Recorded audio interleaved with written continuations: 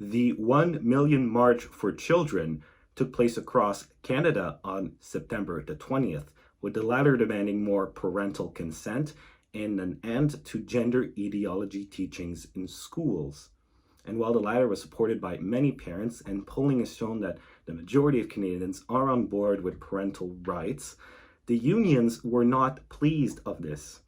Ahead of the march, they held an emergency meeting where one of the members claimed that those participating in the protests were fundamentally racist, anti-gay, and anti-trans fascists. Watch. The fascists are organizing in the streets.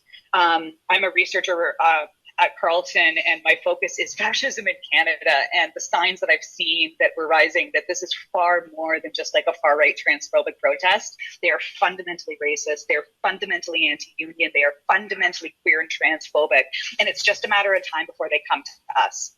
And the only way, the best way that the fascists have been stopped in the last 100 years has been when we unite in massive numbers in the streets. In addition to these left-wing accusations, the legacy media labeled the protests as anti-LGBTQIA+, and highlighted the number of counter-protests taking place. Now, these are quite strong accusations, so I wanted to go down and get the protesters' reaction to these accusations, and I wanted to see for myself, are these really fascists, or are these just parents and their allies concerned about what's going on in Canada's publicly funded schools? I was listening to CBC on my way here, and they were saying there are anti-LGBTQ protests taking place across the country today. But you reject that claim. Yeah, that claim is a farce. I'll be honest with you. They said that there might be COVID, so don't go down. There might be some violence, so don't go down. There's some anti-hate groups, anti-Muslim groups. Anti-Muslim groups, anti-Christian groups, and all these groups. What they're missing is this group is a peaceful movement from coast to coast that comes in many flavors. And it's Christians and Muslims and Buddhists and Jews, and it's families saying hands off our kids, parental consent up to age 18. That's all we're saying. It's very simple, yet they've complicated it. So the unions and other oppositions, they've claimed that people here are fundamentally racist or fascist, they're anti-gay and anti-trans. What are your thoughts on that? Absolutely false.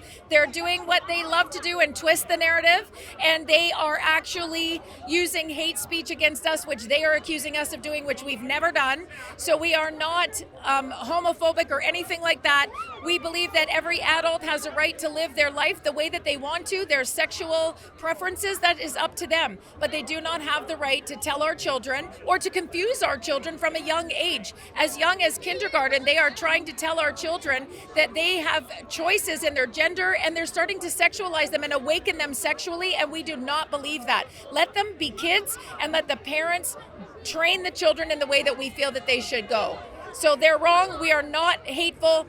We are not against the LGBTQ community. We are against the indoctrination of our children. Get it straight and use the clear narrative. Well, they're just eroding the meaning of language. Once they start calling everybody these things, it takes away all meaning. I think most people have figured that out by now, that they're going to get called names for having conventional beliefs. And those people are just eroding their own power. What do you hope will come out of this march? Well, I hope it gets a lot of attention across the country. I hope that it's all peaceful, and that we can send a message that Canadians are now standing up together with a single voice to push back against what's going on in our schools. Well, it's obviously not true, because if you just take a look around, you'll see that we're from all different walks of life, different ethnicities, different religions, different skin colors. There's no way, it's all for the kids. We're all here, we're all parents, and we all care for the kids. So this can't be true, obviously. We're not here for any individual beliefs or, we're here just for our children. That's it. You see, Christians, they can do what they Jews, want as we practice our beliefs, and we can live peacefully without having to argue with each other and fight. The only thing we ask is that our kids are left to us. Their education is left to us, not to them. That's it. That's all that we ask. I can tell you right now, these people that you see behind me, that all these people here, we are incredibly diverse. I know for a fact that these people represent the majority of Canadians that don't want hate, that don't want some sort of, bigotry or hatred toward anybody. We want love, we want peace for everybody. We just don't want the insanity of the LGBT agenda that it has come to. And I can tell you that right now, all these people here are peaceful and would love and open to conversation and talking with anyone that is willing to do so. It's totally untrue. Here we are from different walks of lives. We are Muslims, Jews, like Hindu, Christians, secular people. We are all here united for our cause, which is making sure that our children live, when they go to school, they feel safe, not having to be hiding their beliefs or trying to be forced to attend events and raise the flags. Why raise the LGBT flag? We all have one flag, the Canadian flag. That's what's uniting us. So let's go all under that flag, take away all the flags from schools and keep only the Canadian flag. We are united here. As I said, if you look at people, they're not all Muslims. No one here is racist. What brings us is our love for our children, our love for their future, caring about their mental health, because we have children who come home saying to their parents that they are not happy because they are being forced to attend events that are talking about how people can transit, or children being asked every day, what do you think you are? Are you sure you are in the right body? So stop questioning our children about their identity, about their gender. My beliefs are different from yours, different from other people. However, we're not supposed to be imposing them on each other.